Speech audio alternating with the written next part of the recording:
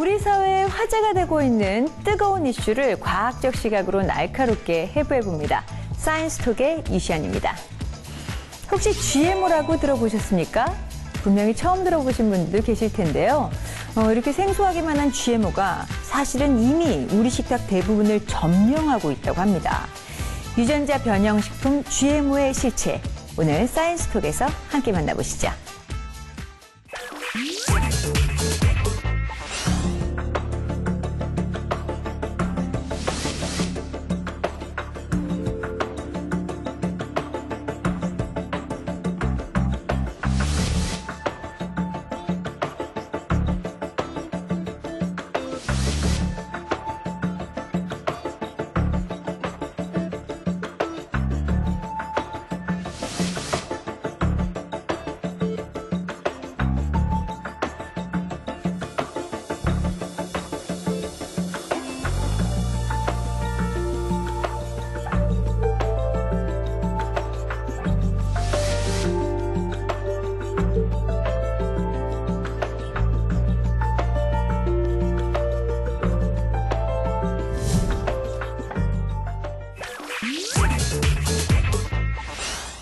(20여 년) 동안 논란이 끊이지 않고 있는 GMO.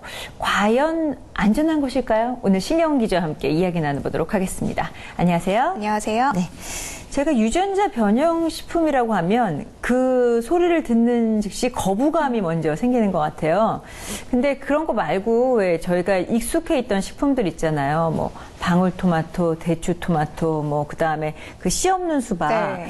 이게 같은 건지 다른 건지 좀 혼동하시는 분들이 계신 것 같더라고요. 어떤 차이가 있는 겁니까? 네, 우선 말씀하신 씨 없는 수박 같은 경우에는 품종을 개량했다고 볼 수 있습니다. 그래서 여러 대의 잡종 교배를 통해서 씨 없는 수박이라는 새로운 종을 만들어낸 거죠. 그러니까 좀 우성 유전자를 새롭게 발현을 시킨 것이라고 한다면 이 유전자 변형 작물 같은 경우에는 아예 새로운 것을 만들어낸 거라고 보시면 되는데요. 그러니까 특정 유전자를 선택을 해서 인위적으로 이식을 한 겁니다. 그래서 뭐 새롭게 만들어낸 건데 조금 극단적인 사례를 설명을 드리자면 예를 들어서 제가 딸기를 재배하는 농민이에요. 네. 근데 이 딸기가 냉해에 약하다 보니까 좀 더 냉해에 강한 딸기를 만들고 싶다고 했을 때 그 심해에 사는 넙치라는 어류의 유전자를 딸기에 이식을 하는 겁니다. 그러면 냉해에 강한 딸기가 이게 생산이 될 수 있는 거죠. 예를 들어 이렇게 보시면 유전자 변형 작물이 바로 이런 성격을 갖고 있는 것이라고 생각하시면 될 것 같습니다. 아, 그렇군요. 종자가 바뀐 거하고 네. 이것은 종자가 아니라 네. 유전자를 변형해서 그렇죠. 우리에게 필요한 작물을 만들었다는 네, 얘기인데 맞습니다. 그러면 그런 냉해에 건강한 작물을 만들었다는 건 어찌 보면 뭐 재배하시는 농민 네. 입장에서 보는 편리하고 좋은 게 아닐까라고 생각하게 되는데 나쁜 점은 어떤 게 있기에 걱정하는 건가요? 네. 뭐 여기에 대해서 조금 논란이 굉장히 많아요. 일각에서는 좀 위험하고 건강에도 좋지 않다라고 주장하는 사람들도 많이 있는데요. 네. 우선 일화를 하나 소개를 해드리겠습니다. 이 미국의 일리노이주에 있는 한 농가에서 있었던 일이라고 하는데 이 콩을 재배하는 농가에서 이 철새 기러기 떼들이 콩을 이렇게 쪼아 먹으니까 굉장히 피해가 막심하잖아요. 그쵸. 그래서 이듬해에는 뭐 콩이랑 GMO 작물인 콩을 반반씩 농사를 지었다고 합니다. 근데 그 다음 해에 다시 또 철새 기러기 떼가 찾아왔는데 그때는 이제 원래 전통적인 육성 방법을 이용한 콩만 쪼아 먹고 GMO 작물에는 손을 대지 않았다고 해요. 그래서 사람들이 그걸 보고 아, 동물도 이 GMO 작물을 가리는구나라고 생각을 한 거죠. 그래서 유해하기 때문에 동물들이 피한 것 아니냐라고 해서 이 GMO 작물에 대한 유해성 논란을 좀 불을 지피게 된 그런 사례라고 할 수 있습니다.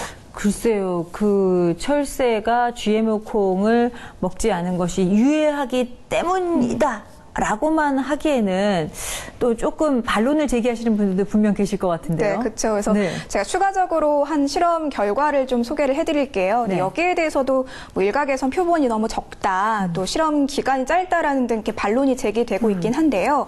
2012년에 프랑스의 한 대학 연구진이요, 이 실험용 쥐를 이용해서 GMO 작물을 실험했습니다. 이 2년간 쥐들에게 GMO 옥수수를 이렇게 사료로 주면서 키운 건데요. 네. 이 결과가 결과가 꽤 충격적이었습니다. 종양이요, 굉장히 2배 정도 더 많이 발생했고, 뭐 간이라든가 이런 장기에도 좀 문제가 생겼고요.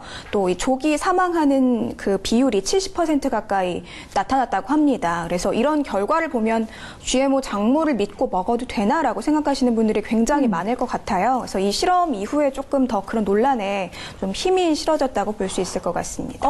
그러면 그 쥐를 실험했을 때 그런 좋지 않은 결과가 나왔다면 분명히 인간에게도 유해하다라고 생각하시는 분들이 그쵸. 많으니까 네.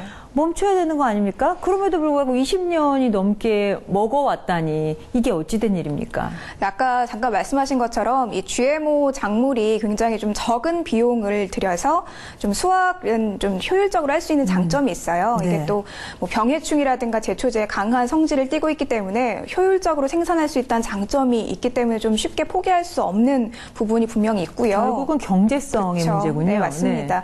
또 이 GMO 작물에 대해서 찬성하시는 분들은 아까 말씀하신 것처럼 우리가 96년부터 이 GMO 작물이 본격적으로 생산이 되고 상업화가 됐는데 20여 년 가까이 인간들이 섭취를 했지만 아직까지 뭐 인간들 사이에서 부작용이라든가 문제가 생기는 사례는 없었다. 그렇기 때문에 위험하다고 이렇게 단언하는 것은 무리다. 과학적인 증거가 부족하다. 이렇게 주장하는 사람들도 있습니다. 그렇게 이야기하기에는 쥐보다 인간의 수명이 훨씬 길기 그쵸. 때문에 네. 그 20년이란 시간을 짧다고 볼 수는 길다고 볼 수는 네. 없을 것 같습니다. 그렇단 말이죠. 저희가 모르는 사이에 조금 GMO 작물을 저희는 먹고 있다라고 네. 얘기를 들었거든요. 어떤 것들을 저희가 먹고 있었습니까? 굉장히 종류가 다양합니다. 우선 네. 원재료를 위주로 좀 설명을 드리도록 할게요. 그 크게 4가지 정도로 분류를 해서 저희가 준비를 해봤는데요. 그 종류가 콩과 옥수수, 그리고 면화, 그리고 유채 이렇게 4가지 종류가 있습니다. 근데 이게 원재료로 따졌을 때 4가지지만 이걸 이용해서 가공식품을 만들면 훨씬 더 종류라든가 범위가 그렇죠. 넓어지잖아요. 네. 그러니까 우리가 섭취하고 있는 것 대부분이 이 GMO 작물로 이루어진 것들이 많다라고 생각을 하시면 될 것 같은데 우선 하나하나 좀 설명을 해드리면요. 이 콩 같은 경우에는 식용유로 많이 사용이 되고요. 또 우리가 늘 섭취하는 뭐 된장, 고추장, 간장 등의 이 장류에도 많이 활용이 된다고 합니다. 아, 정말요? 네. 그러면은 저희가 볼 때는 그냥 콩을 살 때 콩이 국내산이라고 써 있는 것만 사잖아요. 네. 그거는 GMO 작물이 아닌 거죠. 국내산 콩이라는 것은. 그렇죠. 왜냐하면 우리나라에서는 그 GMO 작물을 재배하는 것이 법으로 금지가 돼 있거든요. 그래서 GMO 작물은 수입을 통해서만 들어올 수 있기 때문에 그거는 예외라고 볼 수 있을 것 저희가 같습니다. 식용유나 이런 걸 볼 때는 뭐 콩에 뭐 수입산 뭐 이런 것이 쓰여 있는 산지가 쓰여 네. 있는 것이 볼 수 있는데 근데 그것만으로 이게 GMO인지 아닌지를 저희가 알 수는 없는 거네요. 그렇죠. 왜냐하면은 여기에 우리가 우선 봤을 때 조금 법에서 허점이 있는 부분이 있기 때문에 이 부분을 좀 더 짚고 넘어가야 될 것 같은데 네. 식품위생법상 이 GMO를 원료로 이용해서 가공식품을 만든 경우에는 반드시 표기를 하게 돼 있습니다. 그런데 여기에 좀 문제가 있는데요. 3가지 정도로 좀 정리를 해볼 수 있을 것 네네. 같아요. 우선 내가 뭐 예를 들어서 그 GMO 작물을 이용해서 뭔가 가공식품을 만들었어요. 그렇다고 해도 뭐 3% 이하면 그 GMO 작물의 원료 함량이 3% 이하면 이거는 의도적으로 혼입을 한 게 아니기 때문에 굳이 가공식품 표면에 표기하지 않아도 된다라는 면제 항목이 있습니다. 네. 그 아까 말씀하신 거 듣고 보니까 뭐 식용유, 콩, 된장, 네. 간장, 콩만 해도 많죠, 굉장히. 정말 안 들어가는 네, 게 맞아요. 없다라고 네. 할 정도거든요. 그렇다면 저희는 지금 모르는 와중에 많은 양의 GMO 식품을 섭취하고 있다고 봐도 과언이 아니겠네요. 그렇죠. 좀 추가로도 설명을 드리자면 네. 만약에 원료가 GMO 작물을 이용해서 뭐 가공식품을 만들었어요. 그래도 이 GMO 작물의 그 주재료가 5손가락 안에 들지 않으면 또 이 굳이 표기를 하지 않아도 되거든요. 예를 네. 들어서 뭐 어떤 가공식품 만들었을 때 10가지 재료가 들어갔다고 쳤을 때 네. 이 GMO 작물의 함량이 뭐 6번째, 7번째 순위다 하면은 또 면제 대상이 되는 겁니다. 아. 그런 경우에는 굉장히 좀 우리가 가공식품을 봤을 때 GMO 작물이다라고 표기되는 경우를 찾기가 오히려 힘들 것 같고요. 네. 무엇보다 중요한 게 이 가공 과정을 거치면요. 이 GMO 작물의 단백질이라든가 DNA가 나중에는 검출이 안 되거든요. 아직까지는 좀 과학적으로 그것을 검출하기가 힘든데 이게 검출되지 않았을 경우에는 또 표기를 할 수가 없는 거죠. 이런 허점들이 있기 때문에 사실 소비자 입장에서 이게 GMO 작물을 이용한 뭐 가공식품인지 아닌지를 판단하는 것은 굉장히 좀 어렵다고 볼 수 있습니다. 그럼 표기법에 대한 것은 우리나라만 그렇습니까? 아니면은 세계적으로 다른 나라들도 그렇습니까? 우선 유럽과 중국의 사례를 좀 소개를 해드리면 우리나라가 좀 GMO 작물 표기에 좀 너무 이렇게 좀 허술하지 않나라는 좀 우려가 드는데요. 우선 유럽 같은 경우에는요, 아까 설명드렸던 그 비의도적인 혼합률이 0.9%입니다. 그러니까 우리나라 3%에 비교하면 굉장히 좀 엄격하게 제한을 하고 있는 거고요. 또 중국 같은 경우에도 뭐 단백질이라든가 DNA가 검출되지 않았다고 해도 이 GMO 작물을 이용해서 가공식품 만들었을 경우에는 반드시 표기를 하도록 하고 있고요. 또 러시아 같은 경우에는 연구용 GMO 외에는 작물을 수입하는 것을 원천으로 이렇게 금지를 하고 있다고 합니다. 그렇다면은 우리나라도 뭔가 대책을 세워야 되는 거 아닐까요? 왜냐하면 아직까지 뭐 GMO 작물이 안전하다라는 게 확실하지 않은 상황이다 맞습니다. 보니까 네. 정부 쪽에서 대책이 나와야 될 것 같은데요. 네, 맞습니다. 아무래도 우리나라가 그 일본에 이어서요, 이 GMO 작물 수입 규모가 2위라고 합니다. 굉장히 규모가 큰 상황인데, 네. 말씀하신 것처럼 과학적으로 논란이 있을 뿐 확실하게 안전하다, 그렇지 않다라고 결론이 나지 않은 문제다 보니까 좀 더 소비자 입장에서는 알 권리라든가 내가 선택할 수 있는 권리가 보장돼야 되잖아요. 그래서 좀 더 강하게 GMO 표기제가 좀 앞으로 규제가 강화돼야 된다, 이런 목소리가 많이 나오고 있습니다. 네. 국가적인 차원에서도 국민의 안전을 위해서 신경을 써주셔야 될 것 네. 같고, 그리고 국민 여러분들도 사이언스톡 같은 프로 보시면서 스스로 알 권리를 챙기시는 것이 좋지 않을까 생각이 듭니다.